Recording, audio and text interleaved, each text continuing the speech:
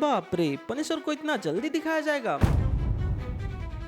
मैंने तो एक्सपेक्ट नहीं किया था यार। विल्सन फिस्क कुछ ना कुछ तो छुपा रहा है, वरना दिन ब दिन उसके नकल्स लाल होते जा रहे हैं।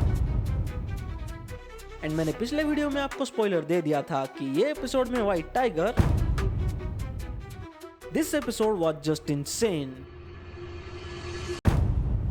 सो डेयरडेविल बोर्न अगेन एपिसोड 1 और 2 में हमने देखा कि कैसे फोगी के डेथ के बाद मैट एक कोर लॉयर क्रिस्टीन मैकडफी के साथ अपना एक कोर लॉ फर्म ओपन कर चुका है और अपना किंग पिन न्यूयॉर्क का मेयर बन चुका है। और एपिसोड 2 के एंड में हमने देखा विल्सन फिस्क एंड वेनेसा एक थेरेपिस्ट हेदर ग्लिम के पास जाते हैं, जिसके साथ अपना मैट का कनेक्शन स्टार्ट हो चुका है। एंड मैट हेक्टर अयाला के फेक मर्डर केस में उसको डिफेंड कर रहा है। और एपिसोड 2 के एंडिंग में मैट उस केस के सोल सस्पेक्ट को 2 FBI एजेंट से बचाता है और अपने अंदर जिस डेविल को उसने 1 साल तक दबाए रखा था उसे बाहर निकालता है। और एपिसोड 3 उसी का कंटिन्यूएशन दिखाता है। सो एपिसोड का स्टार्ट होता है प्रिजन में, जहां हेक्टर अयाला सूट बूट पहनकर रेडी है कोर्ट रूम जाने के लिए। बट हेक्टर को जेल में खाने पीने कुछ नहीं दिया जाता एंड ऑब्वियसली उसे बहुत टॉर्चर किया जा रहा है, जो कि उनके स्टार्टिंग के मोनोलॉग से पता चलता है। उनके वॉइस में जो पेन था वो पूरे एपिसोड में कैरी करते हैं, जिसकी वजह से एपिसोड के एंडिंग में काफी इमोशनल मोमेंट क्रिएट होता है। और फिर आता है डेयरडेविल बोर्न अगेन का इंट्रो। एंड सीरियसली भाई, ओल्ड डेयरडेविल का इंट्रो काफी अच्छा था,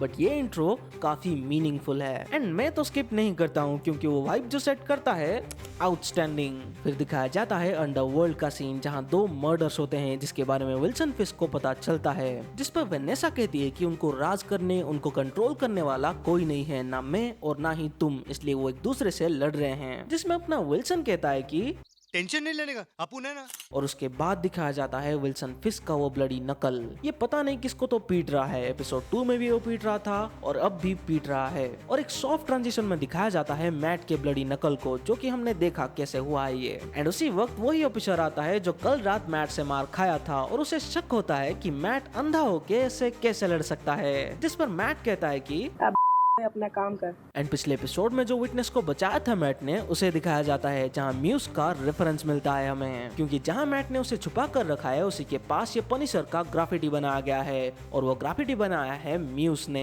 फिर स्टार्ट होता है court room drama and believe me, ये कोर्ट रूम ड्रामा देखकर आपको मजा आ जाएगा। जहां मैट निकी टोरस को विटनेस बॉक्स में बुलाता है, उसको रोकने की कोशिश करते हैं कुछ सीआई एजेंट्स, बट मैट कैसे भी करके उसे कोर्ट रूम ले ही आता है। और उसी बीच एक सीआई एजेंट के हाथों में वही पनिशर का सिंबल दिखाया जाता है, जो पिछले एपिसोड में हमने ऑफिसर पॉवल के हाथों में भी देखा था। बट इस तरफ विटनेस बॉक्स में निकी टोरस डर जाता है और झूठ बोल देता है कि वो उस दिन मर्डर साइट में था ही नहीं, और मैट अपना इकलौता विटनेस भी गवा देता है। और उस तरफ वेनेसा उस अंडरवर्ल्ड के प्रॉब्लम को अपने हिसाब से सॉल्व करने की कोशिश करती है, जिस पर विल्सन फिस्क ऑब्वियसली इतना खुश होता नहीं है। और हमें दिखाया जाता है कि विल्सन फिस्क एंड वेनेसा अपने थेरेपी को कंटिन्यू कर रहे हैं। बट अगले दिन कोर्ट रूम में मैट अपना आखिरी बट हुक्म का इक्का रखता है। वो डिस्क्लोज कर देता है कि हेक्टर अयाला ही व्हाइट टाइगर है, जिससे ऑपोजिशन एंड जज दोनों खुश नहीं है, क्योंकि उसने ये डिस्क्लोज ना करने का डिसीजन लिया था उन्हीं के सामने। और उस तरफ हेक्टर भी खुश नहीं है, क्योंकि मैट ने उसे बिना पूछे ये डिसीजन ले लिया और अब पूरी दुनिया को पता चल गया है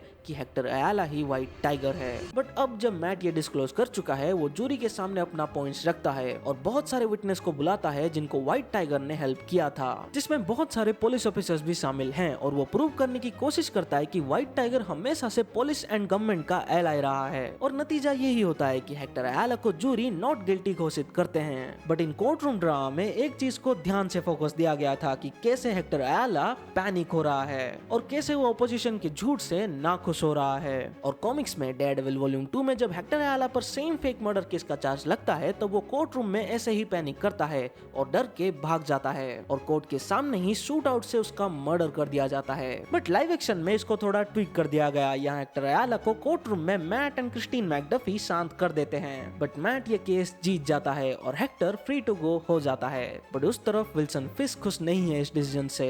वो बीबी न्यूज के एंकर यानी बेन यूरिक के न्यूज को बुलाता है और उसका डिसअपॉइंटमेंट दुनिया के सामने रखता है कि कैसे एक मास्क विजिलेंटी एक वेटरन के मर्डर के बाद न्यूयॉर्क के स्ट्रीट में अब फ्रीली घूमेगा। और उस एग्जैक्ट पॉइंट में उस तरफ जब हेक्टर व्हाइट टाइगर का सूट पहनकर स्ट्रीट में निकलता है लोगों को बचाने, वहाँ एक आदमी आता है और व्हाइट टाइगर को हेडशॉट लगा के चला जाता है और वो आदमी है पनिशर। रियली ये पनिशर ही है, क्योंकि फेस तो दिखाया नहीं गया। तो क्या पनिशर अब विल्सन फिस्क के लिए काम करता है या उसके कंट्रोल में है? और ये जो एनवाईपीडी एजेंट्स के हाथों में पनिशर का सिंबल है वो क्या कोई गैंग के मेंबर है जिसका लीडर पनिशर खुद होगा? ये सब कुछ एक दूसरे से कनेक्टेड तो है, but I am pretty sure ये फ्रैंक कैसल नहीं होने वाला है। उसके नाम पे कोई और ही ये सब कर रहा है, काइंड ऑफ उसको आइडियल बना के लो को हाथ में लेके। बट ऑब्वियसली फ्रैंक को ये पसंद नहीं आएगा और आगे के एपिसोड में इसी से कनेक्ट करते हुए फ्रैंक कैसल को यानी पनिशर को इंट्रोड्यूस किया जाएगा, क्योंकि कॉमिक्स में ऐसा ऑलरेडी हो चुका है। The Punisher 2018 issue number 13 to 15 में फ्रैंक कैसल डिस्कवर करता है कि कुछ corrupt police officers and law enforcement officials Punisher का लोगो यूज करके इलीगल एक्शंस करते हैं, जिस पर पनिशर काफी गुस्सा हो जाता है और उनसे कन्फ्रंट करता है। But at the end white tiger का डेथ इमोशनल तो करता है। कूडोस टू द एक्टर जिन्होंने हेक्टर अयाला के इस कैरेक्टर को इतना परफेक्ट वे में पोर्ट्रे किया, क्योंकि इतने लिमिटेड स्क्रीन टाइम में एक नॉट सो फेमस कैरेक्टर के लिए कनेक्शन बिल्ड करवाना काफी मुश्किल है। एंड आई हैव टू से ये एपिसोड एक कोर्ट रूम ड्रामा था एंड काफी स्लो एंड ड्रामेटिक टोन होने के बावजूद, कुछ भी ओवर द टॉप चीज ना होने के बावजूद ये एपिसोड मुझे काफी बेहतरीन लगा। So now waiting for episode 4 next Wednesday. 7 दिन क्या करूंगा मुझे भी पता नहीं।